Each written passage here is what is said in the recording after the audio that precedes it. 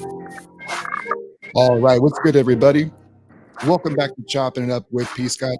I'm Prescott Kelly. Today is Tuesday, July 11th. Glad to have you back with us.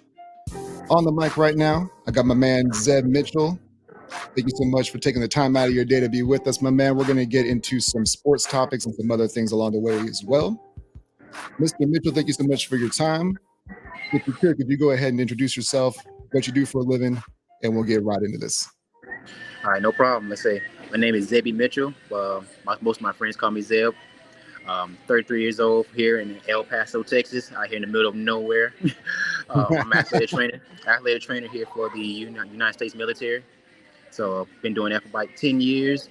Probably going to end up doing that the rest of my life unless something else comes up. But enjoying life right now. So let's talk about it. I hear you, man. That's cool. So you mentioned to me off air that you are into like it's sports medicine. So how did you kind of get into that, and how does that kind of correlate with if you're in the military? How do those two things kind of correlate with each other? Let's say I kind of walked into athletic training. The sports medicine field has always been, kind of hidden. I got into it when I played ball back in high school in 2007, 2008, when I suffered my first injury. My personal mentor that kind of got me into it, he showed me how about rehab and physical therapy and things like that. And I absolutely enjoyed it. Went to Troy University, found my major in sports medicine, took it off from there. And I've been living it ever since, to be perfectly honest. I love the challenge of it. I love the fact that I get to sit there and help people. I get the fact to kind of just change people's lives in very small manners that's pretty much a little bit insignificant to most, but it's actually really big in the grand scheme. How does it correlate to the military? Like I said, I just started this roughly 2 years ago. So I haven't been here super long. Okay. The military setting is definitely pretty much just like athletics, if you want to talk about it. Um, Not many people think about it in that kind of way, but in a sense, it is the constant running, constant lifting. The mentality of the military is to be bigger, faster, stronger, just like sports. So Yeah. we see injuries just like they do, like you do, like on pros, just like you see in college or anything else. They suffer the exact same thing. So the mindset of an athletic trainer and anybody in sports medicine is to literally prevent, try to diagnose as fast as possible, and then get them back to actual duty as fast as possible too. So it's roughly the same. Not many people think it is because they don't really know what sports medicine is all about until you talk to someone like myself or anybody that's in that field, and then you will see the correlation. That makes a lot of sense. And I guess because there's also like physical training as far as like there's certain things that you have to not so much qualify, I guess is the incorrect way of putting that, but you have uh like these tests, these physical tests that you have to be able to achieve. So does that kind of help? Do you kind of put that into the mind as well, where if someone needs like a personal physical test, that it gets their mind and body right to be able to achieve those things? Not necessarily, because right now, because it sounds like you kind of put me into the form of a personal trainer, which is a little bit different, just a little Okay. bit. We dabble into the same kind of field, just a little bit. Mine is more towards a part of how to get someone better involving their injury. A personal trainer is someone that helps them literally gets bigger, faster, stronger in the mind of a strictly conditioning coach. So Like, you're more in the recovery phase than the yes, actual. Gotcha. yes. Okay. So if someone gets hurt, like it's just like it's no different when you see like on an NFL football field. Someone goes down, like Dalvin Cook messes around, hurts his knee. The people that run out there, that's us. Okay. That's cool. So, That's like awesome, man. like I You say, said it's, it's just different. yeah, it's a little different, but yeah, it sounds like it's still in the same kind of wheelhouse though. That sounds like a cool environment to be a part of. So what I'll do now, we'll go ahead and transition into more of the sports stuff. So I have a question for you because we didn't really have a clean outline on this, but we've seen this beforehand where rookies who get hurt, like Ben Simmons, Blake Griffin, now Chet Holmgren, where they miss their entire first season, Yes. and we've seen them still win Rookie of the Year the next year. Do you think it's possible that one that Chet Holmgren could win Rookie of the Year, and also, do you know if it's possible if you can be Rookie of the Year and Comeback Player of the Year? Because I'm not sure if that happens or not. Mm. Do I think it's possible? I was Yes. thinking about it randomly. Like, can you get both?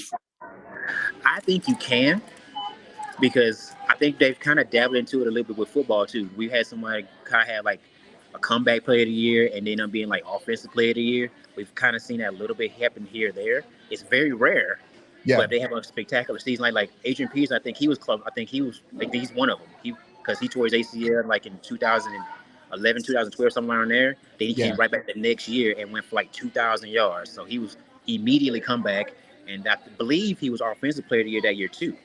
So it's very much possible for Chet to come in.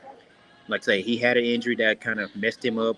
He came in to the NBA like one of the highest touted people to come through. Like yeah. he had the skill set, he had the height, the size, and all this other stuff. Maybe he might have been a little bit skinny or whatever, but that doesn't really matter because KD kind of shut that down. But Right. That whole narrative changed when KD came on the map. yes, absolutely it did. So people want size, but do you really need to play basketball? Not so much. If you have the skill, you can just make it happen. So for Chet, he has skill. And I honestly think he can come in for OKC, do what he needs to do, immediately make an immediate impact, get them right there at playoff bound again. No question about it. And They get hella both. overachieved last year, man. Say what? I said they hella overachieved last year. Absolutely, they did. Like SGA was amazing. Like He was a I didn't see that monster. happen. Didn't see that coming at all. He was always a really good player, and you could already see his growth.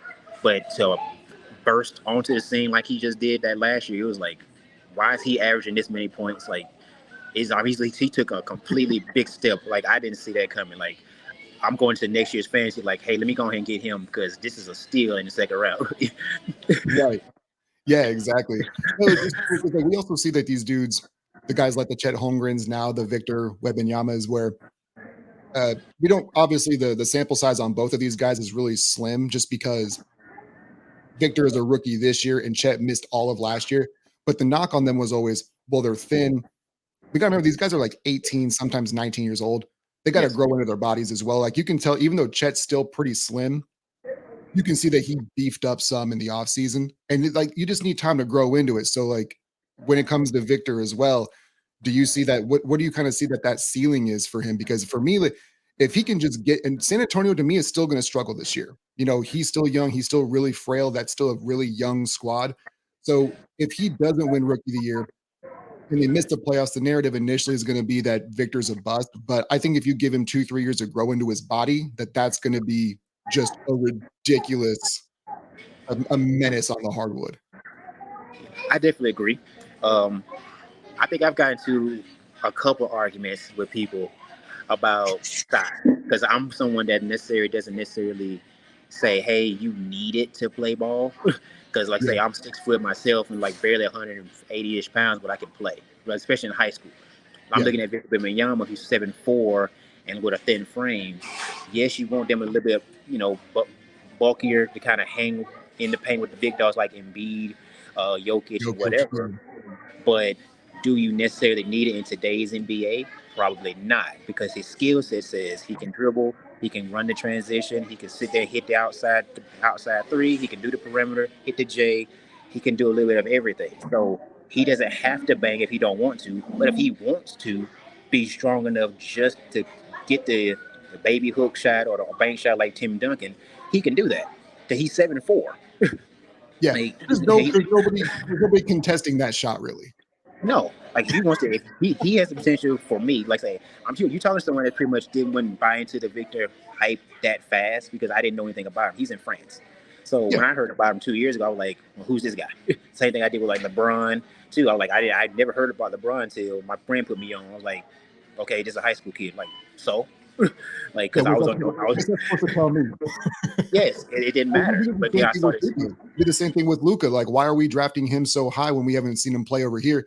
And we're seeing that the competition over there is just as good, if not better, than it is over here. Just because we don't have our eyes on you all the time, like we're not the scouts. That's why they have those. Yes, absolutely. So for getting to your size question, I think he could learn to sit there and get into his body a little bit because again, he is 18 or 19. No one is fully framed out that well, especially if you don't have a weight program that kind of help you along the way. If you always been thin and you don't really value weights that much, of course you're gonna be thin. But do you have the skill to kind of help you out? Yes. So now that he's going to the pros, he's gonna be in an actual weight program. So now he can slowly get into it. Think about Giannis Antetokounmpo. He was thin frame. Frail kid. Yeah, he turned into David Robinson / Dwight Howard just turned into a monster, and he was a skinny kid at his rookie Yeah. year. Yes, and people pretty much went off his side too. Like, yeah, you should have took. I think I saw someone on Facebook put like one of the scouts was like, you should have took Shane Larkin. I'm like, no, you shouldn't. Like Giannis had skill. He just was small. And then now that's a freezing take now because we seen Giannis went from super thin, 160, 170 pounds to 6'8", 6'9", 200 and damn near 40 pounds. I'm like, A yeah. yoked up behemoth. So yeah, he can do it. Victor can absolutely do it. Like I said, I'm not saying he'll be a bust. I'm not saying he'll be the next LeBron James or anything like that. But the skill set that he has in today's NBA, he can do. He can be a damn near good star. Like I would definitely go star, all star, no problem, no problem. It's just the fact that everybody pretty much saying, hey, this dude is the next Kareem and all this other stuff. I'm like, hold, pump the brakes. Let's just see what we got first. Let's throw our role. And I think that you brought up an interesting point. I've kind of had the same thought process is that given today's NBA, like we don't see a whole lot of like real dominant post presences. So there are going to be matchups. Also, with the prevalence of the three nowadays, like you're not going to have somebody constantly banging on him for 2-pointers all the time.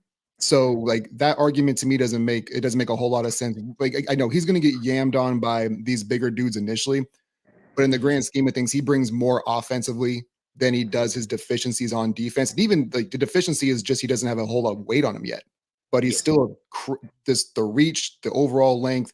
I think he's going to be fine. Yeah, I think so too. Because I think I was talking to someone else the other day when I was talking about size. Like I think when you say size, people might immediately think weight. But for me, for basketball purposes, I think of height. So, because my favorite team is absolutely the Heat, and I don't necessarily like the fact that Bam is 6'9". Like I want somebody a little bit taller to contest with Jokic and Embiid, because that's what Curtis in the finals this year.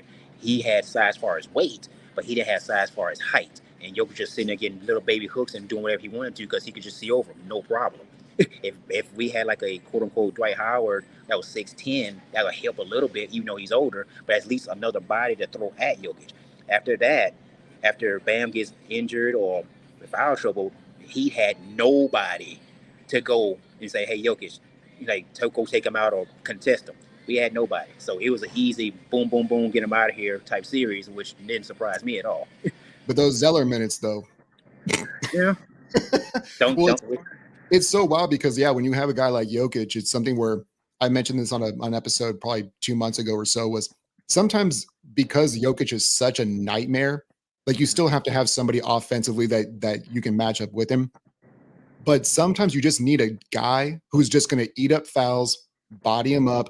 And like, it's not all about your stat line. If you're really trying to like lock up the best player in the world right now, like you mentioned Dwight Howard, everyone's kind of clown on Dwight Howard because he said that he would lock up Jokic, and I don't necessarily believe that. But you're right. You get somebody who's strong enough where if he's playing in the paint, can absolutely bang with him and still has enough lateral quickness to help switch on pick and rolls and stuff like that. And that's why Bam is so important to Miami, because he is so athletic. He moves side to side really well, but there's just not enough girth to handle that specific, like that alien that is Jokic. There's just not enough size to really combat with that, basically. I definitely agree. Like, say, if you got like 2 or 3 in the pocket to say they kind of help out, that's way different than to have just one person who's a perennial all-star defender, which is great. Yeah. But after he goes down or gets in trouble, there's literally nobody to help. So that's what my biggest concern going into it, because I've always been saying since he got drafted, he gives me forward vibes. And then I just don't feel like he could hang with Embiid. I don't think he can hang with Jokic. I don't think he can hang with Victor Wembanyama. If Victor is the player that we think he will be, he's going to be a problem. So we need more bodies to at least throw at people or actually go out and actually get a damn center instead of another scorer. Like make center the actual priority. Like I'll take Dame Lillard, no problem, but I want a center. Brook Lopez came to mind, but again, he was smart and stayed in Milwaukee. I was like, you know what? I can't be mad at it. I stay over there with Giannis too. Yeah. Well, I didn't know that you were a Heat fan, so that's actually a good transition because I wasn't even thinking about it. But when it came to Dame Lillard, one of the criticisms that I've had about Pat Riley over the past 2 or 3 years is that he's kind of built up guys like Duncan Robinson and Tyler Hero to be too important to them because they missed on trade values or opportunities to get guys like Kevin Durant beforehand, James Harden, Westbrook. Like there's been guys that they've been trying to get, but they're like, oh, we can't give up Duncan Robinson, we can't give up Tyler Hero.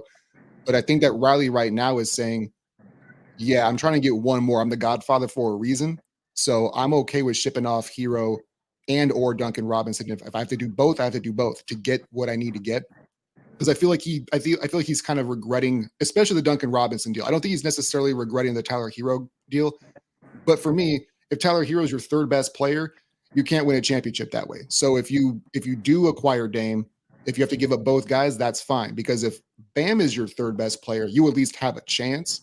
But Yes. that window is so small because Jimmy he's so aggressive and he gets fouled and he takes it to the hoop. Like that window's closing on him, and Dame's a little bit older as well. So would you be cool if Miami just basically unclipped whoever they needed to? And there probably will need to be a third team anyways, but what would you be cool with them unclipping those like mid-level guys to go get Dame to try to like make that jump for the Heat?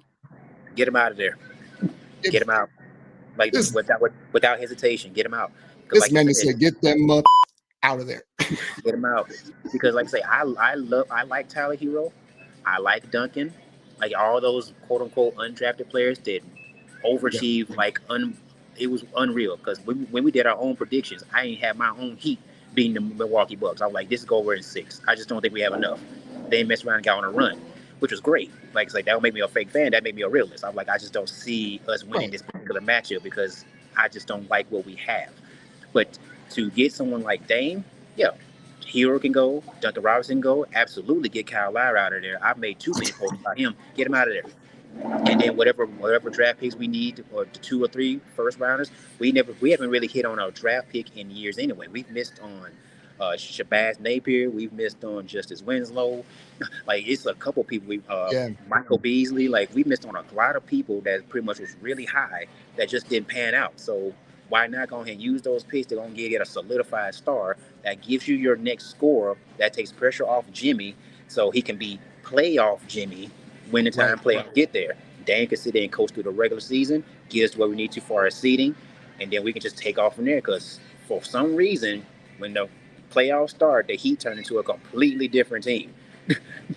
It's bananas, and like the thing that it's so wild to me when you bring that up because I don't follow what their draft class has been like, but we always do like the Heat culture thing, and we do Patriot Way. It's pretty insane how good those two teams have been for 20 plus years and are terrible at drafting. Yes. It like it doesn't make any sense to me, but like they always develop well. They seem to find diamonds in the rough in free agency and undrafted dudes. Those two teams, like they can't draft for anything apparently. But I mean, they got Brady, they got the GOAT that one time, but Yeah. I say, besides that, yeah, it's just it's weird. Like I love my Heat. Like I say, the Heat culture is great and all, but at some point you've got to hit on some of these picks. And literally, when we're so bad in the regular season, it hurts us down the road as far as the draft because now we've done good enough to miss out on the big time talent. so Because what was that was something I wanted to ask you too, because going into the playoffs, there was a chance that you guys were like, hey, we can just tank this playing game, get into the lottery. Were you somebody who thought, because you already said like you're a realist as a fan, like we're probably not going to beat Milwaukee in the first round anyways. So were you thinking, no, we need to play to win, or was it, you know what, maybe we should just go ahead and tank this one and get at least have an opportunity to get a higher draft pick, or like which side of the fence were you on that? for me, I'm not a big tank type person because it's just not in me because I want to win at all costs if I can. Um, tanking is just weird. Like Yeah. I'd rather just not go. If my team has a chance, like I think we talked about with Alabama in one of my chats or whatever. I was like, we don't have enough to actually win this playoff. So it's just a difference between that. But tanking, saying, hey, we can get to the playoff, you know what? Scrap it. Like, really? Yeah, that But would be a tough one to swallow if you intentionally did it if you did it intentionally to miss the playoffs. And like the NFL is different than the NBA because that's yeah, already based on what your record is anyways, unless there's like pick swaps and stuff like that. But the NBA is largely a crapshoot. So even if you do miss the playoffs, there's no guarantee you're gonna get that number one pick anyways. absolutely. And like I say, and I follow college basketball enough but I didn't follow it well enough to sit there and be like, hey, I want this particular player. Because no one in college basketball really stood out outside from like a couple of Kansas players like Grady Dickey and a couple others. I was like, you know what, they're going to be going top 10. Of course, my Bama boy, Brandon Miller, he was up there. But I was like, he's going top 3. There's no way he's going to fall to the Heat unless we make a massive Ricky Williams to the Saints type trade. I'm like, there's no way. Or unless Michael Jordan was your owner.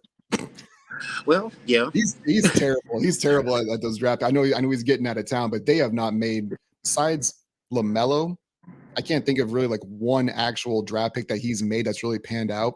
Kemba was good for a bit. Yeah, he really was. But even they didn't, like, he's already been on 3 different teams in the last number of years as well. And that's unfortunate too, because he had a great playoff, great tournament run and everything like that. That pretty much helped his draft stock immensely. Even that skyrocketed him. And people keep forgetting that little runs like that help your status a lot. Like you can go from mid-second round, and all of a sudden you have a beast championship run and end up winning the championship. You can literally get drafted high. People keep forgetting that about Joe Burrow. He was literally on nobody's radar until he popped off in 2019. And then it was like, whoa, this guy's a first-round overall draft pick. Like when? Because Alabama smacked him just last year, 21-0. Now he beats them this year and goes to the championship, throws for 5,000 yards, 60 touchdowns. Now he's a can't-miss prospect. Stop the cap. He's good, but everything changes when you have a monstrous season. That's such a great point, because I've always made that exact same argument. And it's kind of when we go to, there's those runs and then professional runs as well, where you get the team success. So like Kansas City, for example, I have no idea if, I know that Eric Bieniemy isn't the head coach in Washington, but I feel it's only a matter of time before he is. But we have no idea if he's going to be good, because he said Andy Reid, Patrick Mahomes, and a bunch of other dudes, and they've won Super Bowls. When you get those Super Bowl runs or NBA championships, it starts to breed this whole culture thing where these guys get overpaid that are contributors and aren't the actual, like, they're not the reason why you're winning. They're just part of the roster. And it's kind of like what you mentioned with Burrow. Like, nobody had him being this dude. And then 1 year pops off and it's like, oh, now we got to change the whole script on it, apparently. Exactly. And it does it a lot too. Like, not just for like college, because I follow it very immensely too, as far as like players, but you see it a lot in the pros, because some dude can clearly come out of nowhere and just be like super mid, and all of a sudden the light bulb switches. Derrick Henry comes to mind, my Bama boy. He literally got drafted in the second round. Tennessee wasn't exactly using like they needed to. They which they end up doing, because they built the offensive line up like they supposed to. Yeah. And then all of a sudden we look up, he is running for over 1,300 yards. Then all of a sudden, bam, he's King Henry. It happens every year, and no one really talks about it because they don't want to dive into the actual fact until they actually have success. Right. The other thing too is about like the argument that I've always made is that there is so much talent now, it's ridiculous. So you might get drafted high, but that just means that you're giving more opportunities. Like Baker Mayfield, drafted number 1. He shouldn't have been in my book, but he was, and that's why he's still on NFL rosters. Sam Darnold, same thing. But what we're doing is, for me, when I look at all the talent across the board, is if somebody gets injured and you have an opportunity, it's just about how much burn are you getting? What is your opportunity? So if the star player gets injured, the first round draft pick gets injured, and then an undrafted dude comes in, we get to see what you can do just based on just the amount of either carries or receptions or just the amount of opportunities that you have. And we need to stop overhyping these first and second round draft picks and realize that there's just a talent pool right here across sports in 2023 is bonkers. Yes. Like, I definitely agree with all that, because you see that a lot more now, because like you just said, like, all it takes is someone undrafted to come in and have a big year after they get their opportunity. Philip Lindsay for Denver had a ridiculous season after their starters went down. Tony Pollard right now has his opportunity. RB1. Elliott. No question, RB1. I'm someone that's not exactly super high on him, because I think he has RB1 potential, but he's just not someone that can run between the tackles. He's more of an outside type guy, but he gets a chance now to prove me wrong. Let's see it, because he has the speed, he has the quickness. Austin Eckler's the same way. Somebody who's undrafted and like has led the league in touchdowns, I think, the last 2 years. Like, you just never know where you can find these guys. And just because you're not recruited high or drafted high doesn't mean that dudes can't play in these leagues. They're just not given opportunities because they don't have the name recognition coming out of high school sometimes. Absolutely. And like I say, we see that all the time with college, because I think I say it all the time. Like, it's not exactly about where you go to school. It's about literally what the tape says. If you have talent, you will be found. And that's probably the one thing I would agree with Cam Newton 100% of the time. He literally said there and said that the Sabans need you and all this other stuff. I'm like, does Saban really need him? Yes and no, because he can get a 5-star anywhere. Go somewhere where you can actually get your spotlight and shine. That's a better way than sitting there waiting for your turn all the time. It's not exactly a good product. So Yeah, in this day and age, he's exactly right because back before we had all like you can have your own YouTube channel, you can do everything else. Like you had to kind of go the ranks of the old antiquated way. That is not how we find talent anymore. You can put a Facebook video out, a YouTube video out, and if the right person sees it and enough people see it, it doesn't matter where you went to school. North Dakota State's like a perfect example of this. Like nobody thought that we'd have both Carson Wentz and Trey Lance going, top 5 within a 5-year period from North Dakota State. nobody, The talent will even find, like you said, Josh the Allen talent from will find. Wyoming, Yep. Khalil Mack from Buffalo. Right now, if it goes like I think it will, Travis Hunter from literally Jackson State to Colorado, he's going. I think he's going to have a monstrous type of career because he's literally learning on the lineage of Deion Sanders. And again, people keep forgetting the track record of a lot of players. Like people forget that small school talent absolutely does well because Mhm. Marcus Ware literally had a Hall of Fame career at Dallas and for For Denver, Detroit, didn't but he? came right there for Troy, Alabama, right from my Yeah. alma mater. So shout out to him. Like we talk about all the time in all kind of chats with my man JD's. The HBCUs literally have made a mark in the NFL. With They used to run everybody, that joint, man. Like back in the 70s and 60s, 70s, HBCUs used to run the draft, and now it's just SECs just blowing through everything. yeah, That and because Big like Ten, but yeah, because SEC, let's say the talent pool for SEC now is just super heavy. But back then it was kind of light because across the board, because the talent spread was across the board too. So you didn't know the big dogs and the blue chip elites would probably win the Natty, but the talent across was just ridiculous because you will go. It's a very good chance of LT Ladainian Thomas, excuse me, going to CCU. Is he really going to CCU in this day and age? Probably not. He's going to Texas, yeah, and I can't blame yeah. him. So the HBCUs, they had their shine, and I hope they continue to get their shine because there's some talent in these small schools, but they just don't get the opportunity because a lot of narrow-minded people just looking at them like, oh, there's no competition. No, look at the tape because the tape says they can play. Yeah, exactly. That's what's always kind of bugged me is just because you go to these big name programs doesn't mean that you're anything. Like you can be great in high school, but I have no idea if it's just because maybe your high school was watered down and you were putting up infinity billion points like that. That's got nothing to do with what you can actually do against other competition, which has always been kind of the argument of when you go to these smaller schools, whether basketball, there was uh Jimmer Fredette was a dude who put up buckets at BYU. Like, yeah, you can put up 40 there, but can you do it here? And there's always it's not a perfect science is the biggest thing. And people need to understand that about this. And I appreciate having this conversation with you because I understand that you understand that too. Yeah, I've been preaching it for years. Like I've been in Falcon groups trying to tell all those ridiculous Falcon fans about, hey, stop looking at these big time talents that you see on TV. Stop looking at just the Georgias because you just in your backyard. Like I'm a Alabama fan, die hard. I roll with the tide all day, but I'll let them know immediately, hey, this dude cannot play. He's just in the right system, and I've been right more times than not about most of my guys. I'm like, look, go down the street. Look at somebody at Bama State. Shout out to Tavares Jackson, who unfortunately died, but he could play. Go look down there at Troy. There's a bunch of immensely good, talented players down there, like say DeMarcus Ware, Lewis McKelvin, Mario Addison. Like I forgot Lewis people, McKelvin was at Troy. cornerback, played for the Bills. Like I say, Yep. Detroit, Louisiana Lafayette, Arkansas State, Middle Tennessee State, North Texas. They continue to sit there and hit the Sun Belt in the Conference USA hard. Appalachian State right now running the show for our Sun Belt. And they say, but they're not going to get their chance because they're in They a don't play Michigan every year. if they if they could, that'd be great because like I said, they're kicking tail. Michigan's they just beat Texas A&M because they suck too. But anyway, God, shots fired, dog. but hey, shout out to App State. Like I say, I ain't got no problem with them. I love watching them. I love watching small schools kind of do their thing.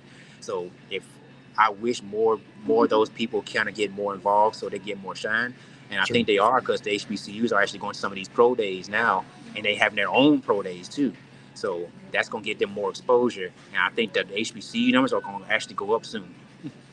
That'd be cool because like the other thing too is like when it comes to NIL, I think that this is going to help kind of flatten the curve, if you will, because it was just beforehand, it was you had to go to Bama, Georgia, Ohio State, Texas to get drafted or to make, because if you get drafted, that's where you make money. So you were Yes. going to those schools. Now you can make money and stay home if you don't want to go across country, if you got the scholarship. Like this, I think is why we're seeing a little bit more like TCU. Like we weren't expecting TCU to be in the Final Four this year. So I think NIL is good for the sport. The transfer portal to me is getting a little bit out of control, but between that and NIL, I think that there's going to be some changes being done. I could see a salary cap potentially being done with NIL, but this is what I believe, to me at least, I think that that's what's helping kind of actually bring some kind of parity to college football that we haven't seen, or college sports in general that we haven't really seen in a while. I think it can get there. Like I say, I don't think you will see a salary cap because right now, no one's really controlling the NIL. The contracts are a little bit weird because it's Yeah, pretty much the boosters kind of making their own price. Because it's pretty much not really even a price; it's an evaluation. It's like, hey, we think this guy can bring in this much because he's that big time. Like Archman is going to make bank at Texas because Texas has money in 4 days. Like somebody else is yeah, pretty much up the road at SMU. He's not gonna get that kind of evaluation. He's gonna get like roughly low six figures. Right, Archman's gonna get high six figures, almost seven, like Bryce Young just did at Alabama. yeah, So NIL is tweaking it a little bit because it does even the playing field. Because now players, as far as getting in high school recruiters, they're looking like, I can go here and make this, or I can go here and make this. NIL wise, it's still gonna favor the big dogs because they have the most money. But yeah, where it tips the scale is it's not going to be the top people anymore. It's going to go down to like close to the mid range people like Texas A&M. It's going to hit the Penn States. It's going to hit the Miamis. Everybody else, far at the top of the food chain, is going to sit there and kind of get theirs. But everybody else, once they start capping off at their recruits, it's going to start coming down a little bit to the other people too. That's why the talent pool is starting to even out across. Now, will Georgia end up winning a natty? Yeah, probably because they just got that kind of talent. Bama will too. sure. LSU will. But it gives the TCUs a chance now, especially with the portal, because now there's both in spots left for them to actually come in and say, hey, you don't have to wait at Alabama behind this 5-star and that 5-star and that 5-star. Come to TCU, go ahead and get your playing time in now. Now you get your money and you get your playing time. That And your means increase your exposure, drop status. There you go. exactly. So it makes sense I'm to me. with you. That's why I never get mad at anybody saying, "Hey, I'm not going to Alabama." You know what? Bama gonna get theirs regardless. But hey, go get yours because Bama gonna probably end up winning, but you're not guaranteed anything. You're not guaranteed a natty. You're not guaranteed any spots. And Saban says that all the time. But at least if you go off to Michigan State, which is not known for football at all for real, they do just fine, but they're not elite at all. If you go up there, you still can get drafted because you get your shine on. Because it looks like last Le'Veon Bell, who no one really knew about for real. Yeah, yeah, exactly. 100%. So I wanted to pick your brain on something because, all right, so there's Victor Wembanyama, and I meant to get in this earlier, but obviously, like I said, these organic conversations, they get sidetracked, and I hijack things all the time. So Wembanyama and the Britney Spears thing, it made me kind of, I didn't realize this until today that she has a book coming out in October. I was scrolling through the socials yeah, your face, I would, you didn't know about Yeah. that either. It sounds like. No, Yeah, no. I found about this like maybe 30 minutes before you and I got on. So this whole interaction with Wembanyama and his security guard is wild to me because this story has changed quite a few times, and it sounds like, from what I understand, security guard gave her first hit since 2013, and now she's just kind of running with it. But I feel like what she's doing is maybe a publicity stunt to try to get some more traction on this book because I don't know if you've seen her on social media, man, but every once in a while I'm scrolling through, she's doing something wild. And I feel like she needs a money grab right now. Like she's about to run out, or she's looking just to keep herself in the limelight. Because she's been in a celebrity since like she was 8 years old, man. Like, because it was her, Christina Aguilera, Justin Timberlake, they were all on Disney like way back in the day. So she's already done this. So it was kind of wild to me that of all the people who's been exposed to this type of celebrity beforehand, that you would do this to somebody else. But this to me just seems like she's just trying to get more attention on her for this book release. It's coming out in like 4 months, and I think that she's just trying to really gain traction on it now. I ain't gonna lie to you. Um, I ain't followed anything Britney in years because I don't really care about her. Right. um, like say, We don't love you like that here. no, not for real. I mean, I knew it when I was like elementary school teenager. Because again, she was hot. You know, oops, I did it again and all that other stuff. Didn't get really get that scene because I'm a rap R&B kind of guy anyway. But Right. right I hear you. now, I heard about the incident and I didn't pay much mind because I was like, oh, okay, whatever. Like, but more people start getting traction on it. And I was like, let me see because she got hit. Let me how. Then I saw what happened. Like, really? It looked Like, like it was like a slap. It was just, hey, would you knock it off? Like, get away from yes, Victor. And because that's exactly what it. that's his job. That's his job, is to protect that dude. And I obviously don't condone hitting women, but he's, when I understand, I don't think that he even looked back. It was just, I see a hand that is not associated with anybody here that's supposed to be doing that job. Knock it off, and then it just escalated into something else. That's how I took it too, because when I saw it, I was like, this is a security guard doing his job. Because no one's supposed to get close to the star. And she should know that better than anybody else because she's been a star since she was a kid. No one gets close to you unless you allow them to. I'm like, I'll give the okay. So clearly you didn't have the okay. Why are you running up to a 7'4" NBA supposed phenom just sitting there, hey, hey, hey, like, no, that's what he's supposed to do. Knock your hand down, and your face just happened to get in the way. I mean, did he necessarily mean to do it? No, but Your face you just happened to should, get in the way is such a great line. like, come on, man, like, you should know better. Like, come on. And then to make a big scene about it, and everybody just sitting there carrying on, I'm just like, one, y'all are literally blowing this up because it's Britney Spears. If this was just a regular schmegular Michelle from up the road, you wouldn't say anything about it because it'd be like, oh, this is an accident. Britney Spears is literally blowing this up way more than it has to be, trying to get her fans to sit there and feel sympathy for like she's like part of the Beehive or something. Calm this down. It's not that. It's not that deep. You didn't get smacked like Ray Rice did that woman in the elevator or anything like that. Sheesh. Chill out. Right.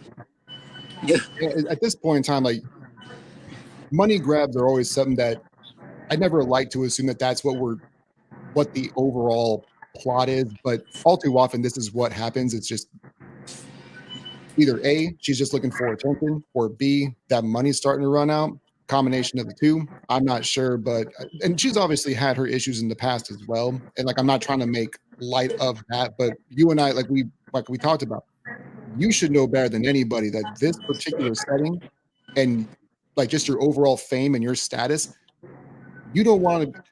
Eminem, I can't even take, I can't even take in the bathroom without somebody asking for anything. And that's kind of where Victor is. He's been here 2 weeks and it's already the worst like 2 days of his life, you know?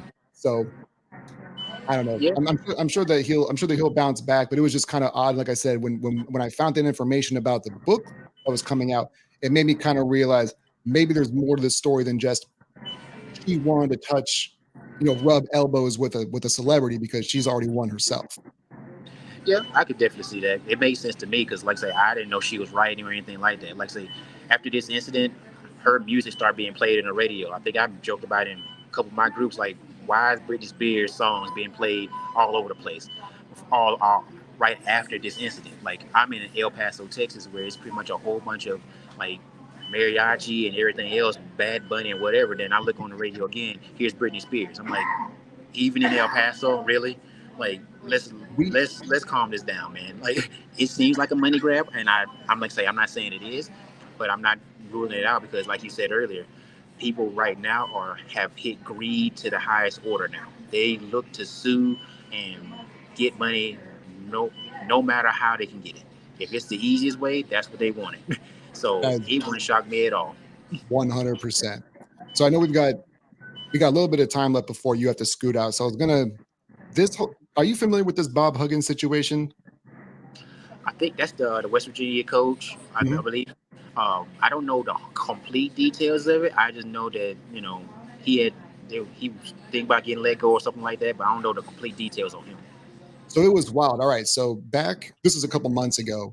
He was on a West Virginia radio show and said some pretty um okay, off colored things about certain people of a certain sexual orientation Okay. on live radio. So when that happened, West Virginia, they're like, hey, this is now going to be a year-to-year deal, and you're going to lose $1 million per year from whatever your salary was. But in the grand scheme of things, like he said he'll do better and all this other stuff, which I didn't really believe, but it is what it is. Yeah. But then he got a DUI last month, Okay. and they were like, hey, man, like we can't take this anymore. So apparently he had resigned. Well, the new development is that he's trying to go back to West Virginia because he had his lawyer reach out because apparently he's saying that he never resigned. His wife sent a text to the university and resigned on his behalf, is what is being alleged. So with that story coming out, now he's trying to get his job back at West Virginia after all of those shenanigans, Wow. which Okay. is absurd to me. Like the audacity to do both of those things within like a 3 or 4 week period and then be like, I want my job back. I don't know, man. Yeah, he's probably not getting that job back because if let's go back to like the original incident, which is literally stupid on his part because right now, with everything going on with LGBTQ, it's pretty much a rise right now in that particular community.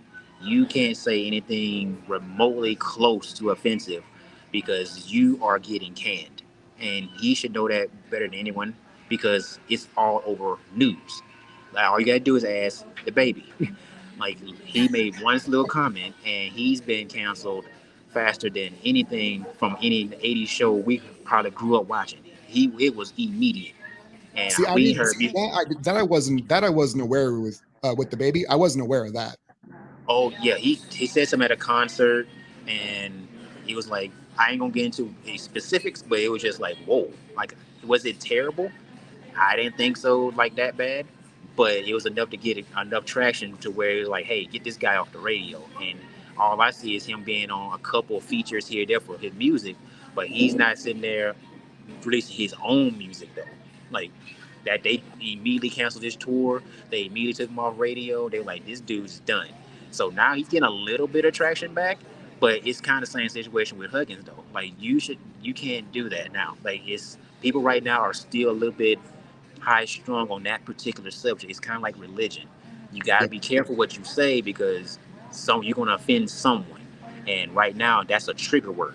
And if you ain't watching the news, you're going to get caught in the trigger word, and now that's your career. As far as the DUI, I think we've seen coaches and players literally sit get hit with that. Well, all you got to do is go down to Georgia or Alabama. They're constantly getting hit with DUIs, literally left and right, as far as players. So why are you as a grown man literally getting caught in that? Especially after you just got through saying what you said and getting pretty much basically a warning, like, hey, you better chill because right now you're on the hot seat. yeah. I would literally sit there, get in my car, coach my players, and go home to my wife, clock the door, and then just watch TV. Because like I'm not finna get in trouble for a while because I'm on the hot seat and this is my career. I'm a celebrated coach for a really good program. No, you ain't won on Natties in a while, but you're still one of the best coaches to come through for the college. He's like a top 5 most winningest head coach in college basketball history, I believe. Yeah, easily. I know he was at least top 10. I didn't know if he was that high, but like I say, he ain't He's got no somewhere in that Natties ballpark, anytime so soon. yeah. But like I say, no natties that I can think of, but he's no Coach K, he's no Dean Smith or Roy Williams, all that, but he's still a really good coach.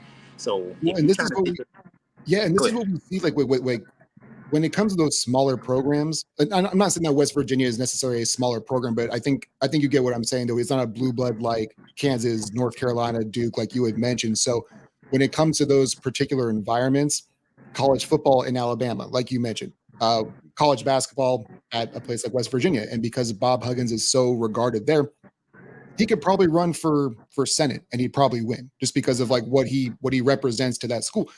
So the other thing as well is that yeah, is largely if you lay low for a long enough time, we'll allow you back into our lives. Rick Pitino is the perfect example. You just stay quiet. He went overseas and coached for a bit. And now he's got another college coaching gig again. We did it with um, Bobby Petrino. Rob Petrino, Steve Like Sarkeesian. Steve Sharkey. Yep, exactly. So like, if you just lay low enough and have enough good contacts, you'll be able to come back into our lives at some point in time. But Bob Huggins is one. I think he's like almost 70. I think he's 65. I just don't know if that leash is going to be any longer for him because the way, like you said, the way he represented himself the first time was enough for him to get the warning. And if he wasn't Bob Huggins, that's getting him canned. He's Yes. getting fired immediately. But because West Virginia apparently just doesn't care about that community, but they care about something else, they're like, hey, what we'll do, we're gonna make it, we're basically making your rent month to month is what they did Mhm. instead of having like the long-term lease, and then we're gonna take some money away from you. And I don't know, he didn't learn it. And I just think it's wild and like the audacity to go back and go, well, I didn't resign. I want my job back. I just don't think this is a fight that he's gonna end up winning. He's not. I just don't see if he does, it'll shock me because, like I say, it's just stupid to kind of make those acts anyway. And you technically resigned, and no, I don't see this ending how he wants to because, And it took him like, weeks to do it too, which is wild because the resignation letter was supposed to be weeks ago, and now all of a sudden he's coming out the woodwork with, "Oh well, my wife's the one who sent it." This is going to be like some Peyton Manning HGH stuff, like where the wife's getting blamed for something that you actually did. yes, and it's not a good look at all. It hurts the integrity of the school. It hurts your own integrity. You pretty much threw your wife under the bus. Like everything about this says no. This is not exactly something a real grown man should probably do. Just take that L, take that resignation. You know you messed up. Go ahead and go enjoy your early retirement because at some point you're He's gonna got retire enough anyway. money. Yep, You're gonna exactly. retire. You're at the age of it. You've got enough money. You should be able to go. And I understand to a degree, like why it's so hard to leave these jobs is because there's only so many of them. And once you've got the name established, like the money is just too lucrative to just kind of walk away from. And obviously, these guys have they've been doing it for so long that you kind of become obsessed with it. So I Yes. understand why he doesn't want to necessarily give up. Because once he does completely retire, what are we going to know him as? We're not going to know him as Bob Huggins. I think that that might actually be part of it too. Is just like you said, like the legacy portion is one of it, but it's also word association with Bob Huggins right now is you're a bigot and you're an alcoholic. And what I think he wants to do is get back into the game and say, nope, I'm Bob Huggins, the coach. I want to make my name right, and we can go on that note instead of the note that I'm leaving on history right now. Yep. And he's in the realm of sports too, because one thing we do know about sports is the fans and people around it will eventually forgive you if their act is not exactly atrocious. The best example Right. I can literally think of is Kobe. Like people keep forgetting about his act all the Thank you. time because what he did was absolutely crazy. Because one, his wife is amazingly gorgeous. I would never do it, but he Saturday got caught. He got caught up. After all of that, with an underage person, people forgot that He because changed he's his Kobe number and he Bryant. changed the narrative immediately. He changed his number, the narrative changed, and the narrative completely went away after he brought two more championships. LA didn't give a damn about nothing else anymore. His fans didn't care about anything else anymore. And Yep. now no one ever talks about that accident, that incident ever. Well, see, Ever. They don't talk this is about it. this is the other thing that I've gotten crucified for taking for like having this particular take is that okay, we never used to talk about like you just mentioned, we never used to talk about Kobe in the glowing light that we do now until what happened with him and his daughter and the other people in that crash. We did not regard him as that guy. We basically regarded him as Michael Jordan light, just diet Michael Jordan. And the the scandal that you brought up, we would still revert to if there were any type of comparisons with him and Jordan. But now that that happened, the love for this dude, the admiration and the way that we talk about him, or not, maybe not you and I, but just like social media in general has completely flipped the narrative because of what happened and how it happened. I don't know, man. Like that to me, that one's tough because I don't wish that on anybody. But I understand what his entire body of work. We can't leave that part of the story out of his book.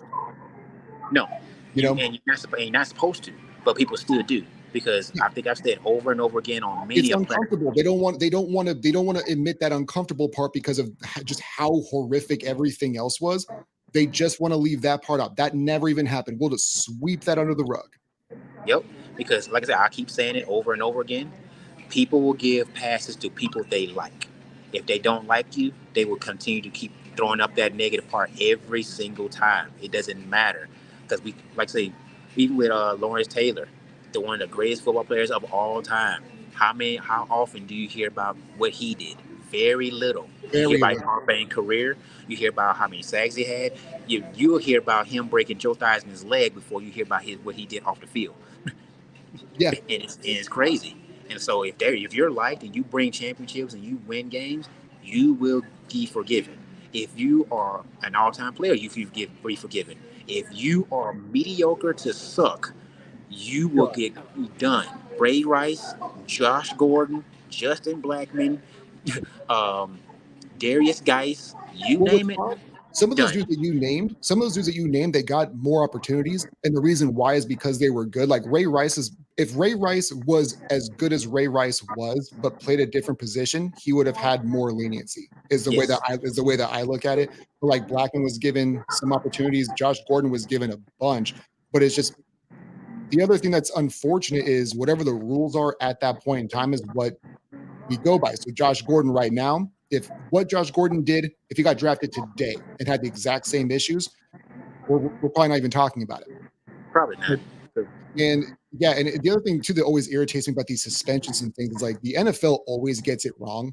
They pretend that they're above the law. They want to make their own laws, and they've ruined careers based on, well, we can't wait for a legal system. We have to. We'll just make our own judgment. That's not your job, man. Like I don't understand why they do this. They ruined Ray Rice's career. Well, Ray Rice kind of ruined his own career. I guess I should backtrack on that one.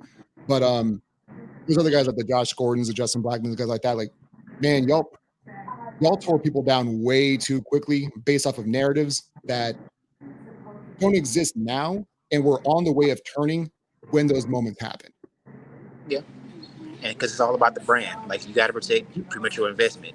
If it makes the brand look bad, they're gonna sit there and get rid of you. If you are good for the brand, they're gonna just pretty much forget about it. Because, like I said, Peyton Manning is one of my favorite quarterbacks, even though he went to Tennessee, the rival. But keep forgetting when that incident came up about him doing The HGH that stuff. issue with Tennessee with that athletic trainer, and then Oh, I forgot about that too no until one like knows. just now. No one talks about it. That's why. Because when it got brought up, it was big time news. Then they were like, "Why are we talking about this? Like, it's over and done with." It was in Tennessee. It was in when he was young. I was like, "No, talk about it." Because right now we just got through talking about a doctor for the Olympics who lives there and did all that stuff with the gymnasts. It's the same issue. So why are Yeah, we okay? when I found out what happened to him, to Nasser, because I found out when I was scrolling through my socials this morning, I saw that and go, if there's one person on this planet that I can think of off the top of my head who needed that, it was that guy. Yep, And it's absolutely weird he because did. there's a conduct, and I kind of understand it, but it's always been kind of weird where criminals in jail, like there are certain unwritten rules where they're like, oh, you did this to either a child or a woman or something like that. We are about to have our way with you. And it's like criminals have they have a code of ethics too, apparently. Yeah, they supposed to. But like I say, but again, sometimes that rule doesn't really apply either because go right to Joe Paterno. He knew what's going on at Penn State, but Right. do you anybody talking about it? No. It's about your fame. How high on the totem pole are you? If you are low, you will get canned. If you are high, you will be forgiven. It's just how it is. It's no different from a CEO at a big time company for Sony or whatever, sitting there doing some things. They'll go sweep it on the road, but if it makes national news, they got to get rid of you. You're hurting the brand. Bye. Well, It's no Paterno different. was one of those things where it took a while for that one too, because he was, because he wasn't the person who directly did it, it took a little bit more time for that to kind of go away.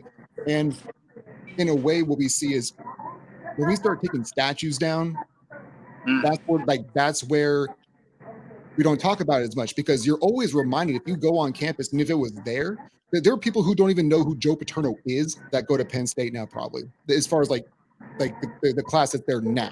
Obviously, graduates do and alumni yeah. things like that. But for anybody who's walking on that campus for the first time, they may not even know who Joe Paterno is, and because that has been removed, that talking point is removed from history, for the most part. Yes, because like only the football players don't really gonna know about it. Because again, you got to walk through the halls, you got to walk through the athletic center and facility. You're gonna see the banners and the trophies. Again, who's coach here? Yeah, Joe Paterno. That's how they'll know. Unless you are a historian of college football like myself and a couple other people, you'll Yep. know about it. But the players themselves, they'll know, but they ain't gonna really care. They're gonna worry about James Franklin. But like I said, at the end of the day, for Joe Paterno himself, the only reason it took so long as he did because people had empathy because he was older. If he was been like 40s in his Oh, 40s around Lincoln Riley type age, they'd have canned him oh, immediately. he would have been absolutely done. Yeah, it's one of those things where like the older that because your age, you're right. It does have some level of or the culpability isn't really there as much because like, oh, it's an older person. He didn't know any better. He probably it's dementia. He didn't, or maybe he doesn't remember. There's always some excuse for, like you said, also the fame. Joe Paterno was a legend at Penn State, and there's some people who are people like you said, like with Kobe, it doesn't matter. There are people who will defend certain people if you like them. If you went to that school at Penn State, I guarantee you there are people to this day that still defend Joe Paterno at all costs. Like they are willing to die, they'll fall on the sword for Joe Pa, which is absurd to me. Absolutely. But like I say, just like we see people do the same thing for Kobe. Like I say, that's no shade on Kobe's career. He was an absolute Hall of Famer, one of the best to ever do it. The second best shooting guard behind Michael Jordan. I'll say it all day, because even though I'm a big Wade fan, but at the end of the day, you have to include that into his legacy too. You can't just Sure. omit that chapter because it didn't happen just because you like him. No, you got to add that in there. It don't have to be super significant, but you still have to throw it in there. It's no different from Tom Brady with all those damn scandals he was, Spygate, Deflategate, and all that. You have to put that into there. Even if he didn't necessarily do it directly and all this, it's still a part of history. We didn't Yeah, forget. Bounty Gate with Saints, you still have to talk about it. Like, it's there. Now, do you believe it happened? That's your own that's personal narrative, and that's your own story. But exactly. you have to at least talk about it. Yeah, you when it comes to the certain things, like if you don't want to believe it because either you're a fan or you just think it's all conspiracy theory, that's on you. But the fact of the matter is that it's there, it's in the open, and it's part of the history of whatever you want to talk about. But just to completely ignore it is ignorant, it's short-sighted, and it's completely biased at the same time. Like all of the above. Any adjective that you want to put in it, you can blanket statement it basically. Agreed. All right, my man. Well, I'll tell you what, I know you said we had about an hour, but you got to get back to it. So I want to thank Zebby Webb or Zebby Webb. I don't know why I did that. Zebby Mitchell. Why would I do that? It's just Zeb Webb. That must be like where I was going with that. But I promise you, you're not the first person to mess up my name. You're not the, and you probably won't be the last. I promise you, I'm not offended at all. It's funny at this point. no, I appreciate you being so kind about that. But no, that was Zeb Mitchell. Thank you so much for your time, my man. Hope to have you back on again soon. That was Zeb Mitchell. This is Chopping Up with P. Scott. I'm Prescott Kelly. You guys always know the drill. You can find us on Apple Podcasts, Google Podcasts, Spotify, and Amazon Music. Stay up, stay blessed. We'll catch you guys on the next one. Thanks for your time, my man. Peace out. Roll Tide. All right. You had to get that in there.